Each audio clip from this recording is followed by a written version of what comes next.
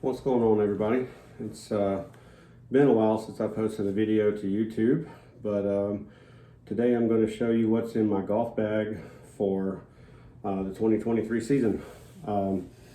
Just kind of go through a couple things that you find in the bag. If you took a look around, I have a rangefinder. This is just a rangefinder off of Amazon, but I don't need something that's, $300-400 Bushnell. This has got slope, it's got the pin lock vibration, so it gives me pretty accurate readings, so it does everything that I need to do. Cost me, I think, like 80 bucks, 70 bucks, something like that. So it gets the job done perfectly well. If you're in the market for a rangefinder and you don't want to spend a lot of money, check out Amazon, because these are actually really not bad. My golf ball of choice is the TaylorMade Tour Response Stripe. Right now I've only got the yellow ones in the bag. Here where I'm from, it's kind of hard to find the blue and pink ones, or the multi-pack that's got all the colors they just came out with, but I definitely want to get my hands on some of those. But it's been a really good ball. It doesn't cost as much as the TP5. I used to play the TP5. As you'll see, I'm a bit of a TaylorMade guy for the most part, but used to play the TP5, but this is a little bit less expensive, and for me, it performs almost the same. It spins the same, it flies the same, holds the greens the same, got the same level of control. Everything I want in a ball for, roughly about 10 bucks less a dozen. That works for me. So that's my ball for this year. With the bag, I'll start at the bottom of the bag with the putter and go from there.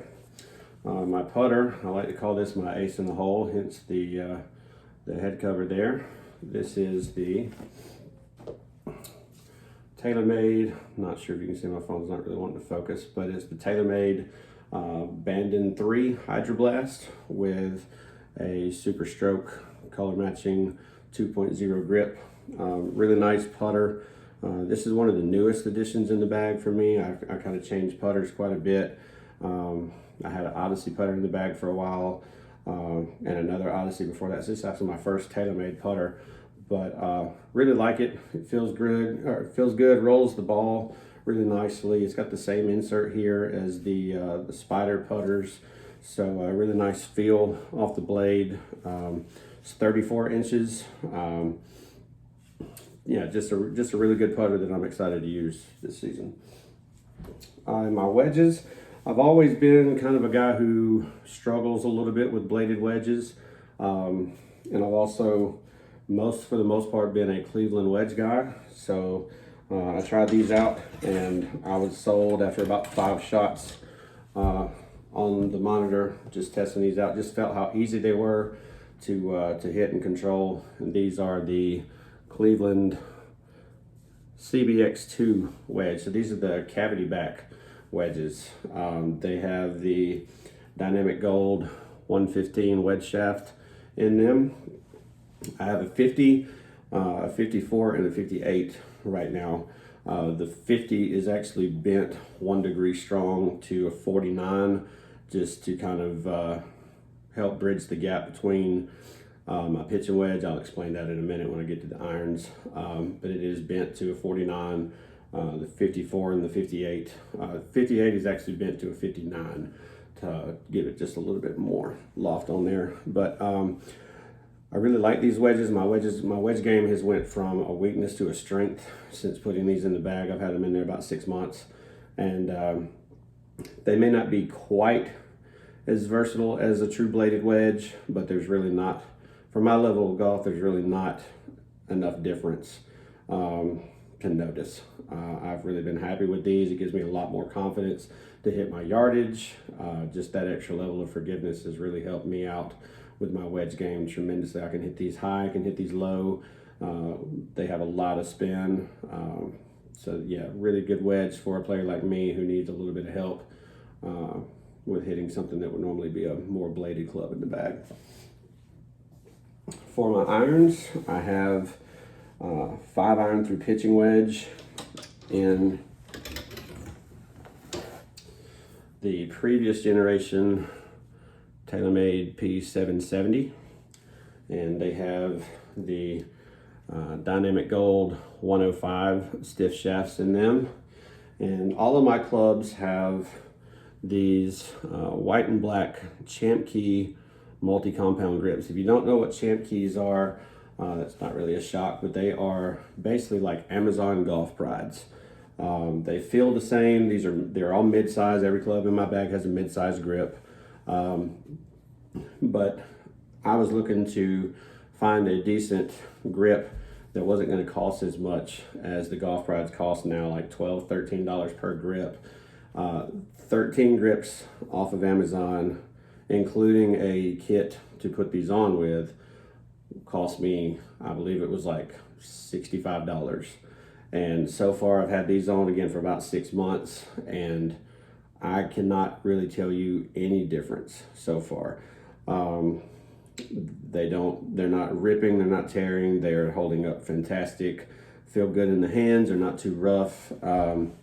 Yeah, I have nothing but good things to say about these. So if you are in the market for some new grips and don't want to spend a whole lot of money, then I highly suggest checking out Champ Key on Amazon. They've got a bunch of different colors, a bunch of different styles. I played the same kind of golf prides on my previous set before I got these, and like I said, I can tell little to no difference. The irons themselves, they are it's a little bit different depending on which iron, but on average they're about 1 to 1.5 degrees strong. With my last set, I'd kind of learned my yardages and gotten used to hitting them a certain distance, but with my new set I wanted something a little smaller, something that was forged, something that looked a little better, but I didn't want to give up a whole lot of yardage. So you're probably sitting there, well, why didn't you just buy the P790s instead of the 770s? And I thought that too. I went and hit them. I hit both of them when I was getting fit, and these they weren't far off, just off the shelf, but I ended up having them strengthened just a little bit. So now I have a little bit more compact head. I'm a better iron player than I was when I got my previous set years ago. I had an old set of TaylorMade speed blades in the bag for, gosh, probably 5 or 6 years. So I wanted something, like I said, it was forged, a little bit smaller. I'm a better iron player than I was when I bought those back in like 2016, 2017. So this fit everything that I was looking for. The feel is great. I got the distance, but what I don't get is those flyers every now and then, like I was getting with the 790s. Like a lot of people have said, like every now and then you just hit one and it would go, 10, 15 yards too far, just kind of out of nowhere. And I certainly saw that on the monitor with a few clubs. These I have not had that issue with. Like I can hit these pretty close to the number on a regular basis with a good strike, and they don't beat you up as bad as I thought they might. They're still pretty forgiving. If you catch it on the heel or a toe or a little thin, they still get up in the air. You may lose a little distance, but all in all, I'm thrilled with these irons. Like these are, other than a club I'll get to in just a minute, these are probably my favorite part of the bag is these irons. At the top of the irons, I have, it's a 3-iron, but for me it functions as a 4-iron because of the adjustments in the lofts of the irons. This is the TaylorMade Sim UDI. It's in a 3-iron loft, 20 degrees, but again with gapping and everything, this actually serves as my 4-iron.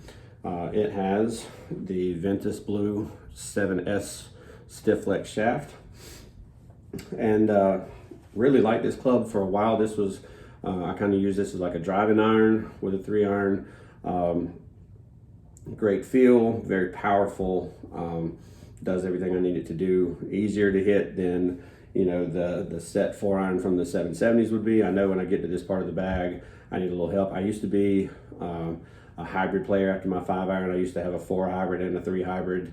The 4 hybrid is gone. I tried this just kind of off a whim, and it was almost brand new on a used rack, and had this shaft in it, and I tried it out, and I was not expecting to hit it very well because like I've never been a real long iron player, and it just blew me away. Just so forgiving, so easy to launch. It's just been a really nice club, but it does function as my 4-iron with my gapping. But yeah, really like this club. I saw no difference in this and the Stealth that looks basically the same with new branding. I saw no difference in the two, so I chose not to upgrade. This is not coming out of the bag anytime soon, I don't think, unless they just come out with one that really just wows me. But yeah, this is a really nice club. Really enjoyed hitting that. The next club is interchangeable with another one. I technically have 15 clubs, but I'll show you them one at a time. This is the one that stays in the bag most of the time, and this is my favorite club in my bag. This is the TaylorMade Gapper Mid. It's got the the stock KBS hybrid stiff shaft. It's the 3-iron loft as well.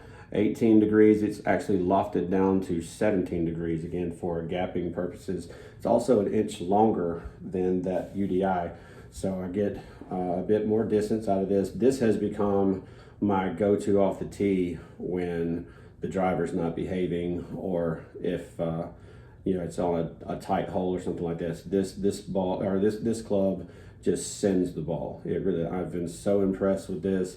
The adjustability is really what sold me on buying this. I got this from secondswing.com, where, matter of fact, a lot of these clubs came from. And this was in almost mint condition. I picked it up for $150, and it just, as soon as I took it to the range for the first time, it just blew me away. It's the perfect club for what I need. This stays in the bag most of the time, like I said. If it's a tight course, or if it's a course that I need to get some run out on, things like that, that's when this club stays in the bag. The club that swaps out with every once in a while is a hybrid, and it is the Sim 2 Max 3 hybrid, and it's got a same as the 3-iron. It's got the Ventus Blue 7S stiff shaft.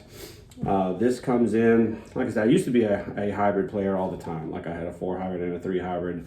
Went through several until I found one I liked. I actually had the SLDR hybrid in the bag, gosh, forever. Even longer than that set of speed blade irons. I mean, I had that thing in the bag forever, but it's finally been replaced by these two clubs. This one comes in to the bag on days where I'm playing a course where maybe it's got some really long par 3s. A couple of courses around here have some 200+ yard par 3s. Or it's got some longer par 4s or gettable par 5s that I want the ball to go a lot higher and land softer to try to hold those greens. It really does do its job well. It's a great club. It was a big upgrade over that SLDR in every single way, but this is only in the bag every once in a while, not very often, but it doesn't disappoint me when it does get to come and play. My 3-wood, kind of recognize a theme going on here. My 3-wood is also the Sim 2 Max. This one has the Ventus Blue stiff shaft. It is a 6S and not a 7S. 15 degrees. This is the club in my bag that gets hit the least. Every once in a while I'll hit this off the deck. If it's the right club to hit, I mean, I can hit it off the deck, it's not a problem. This is one of the easiest fairway woods to hit off the deck that I've ever had in the bag. So every now and then it does it, but its primary use for me is, as I'll mention in a minute, I have a love-hate relationship with drivers in general, the one in my bag included. Some days I do really well with it, and some days I don't even want to take the head cover off. So this one's primary use for me is off the tee on days that the driver's not behaving. If it's a wide open fairway and I need to get one down there that I can depend on to still have plenty of distance, but stay in play, then that's primarily when the 3-wood for me comes out. It goes pretty far, not gonna lie. This is a long hitting 3-wood, so there's not that much distance sacrificed using this instead of the driver. And then the driver, as you probably already figured out, is the send to as well. This is the regular head, not the max head. It is 9 degrees. You probably can't see that. It's 9 degrees. The shaft in this is the Project X Hazardous Blue RDX in a 6.0 60 gram stiff. Like I said, every driver I've had in the bag, I've had a love-hate relationship. But man, when this thing is working, holy crap. I know it's a couple years old now, but I've tried out some of the new stuff and nothing beats this, so I haven't upgraded because why, you know? The shaft is cut down to help me with controlling a little bit. The club plays at 44.5 inches, so that's an inch longer than my 3-wood. I don't think I'd ever go back to a driver shaft longer than that. It just works for me. I know I give up a little bit of distance and club head speed and things like that, but for control for me, that's really helped me not have as many of those days where it just goes, you know, chaotic off the tee. I'm probably somebody that maybe should look into a mini driver with the shorter shafts that they've got. I know they just came out with a new one, the burner. You know, they've had a few more over the years. I'd probably look into the 300 or things like that. I may, if I can find one used that's, you know, in good shape, I may at least try it out if I can find one around here. I wouldn't be opposed to that, but right now, nothing's beat this for me. I love the way it looks. It's a beautiful driver. Nothing's beat it. So there's really been no reason for me to take this out of the bag. So there you go. There's my golf bag for the 2023 season. If you see anything in here you have any questions about, leave a comment below and I'll try to answer it for you. Take care.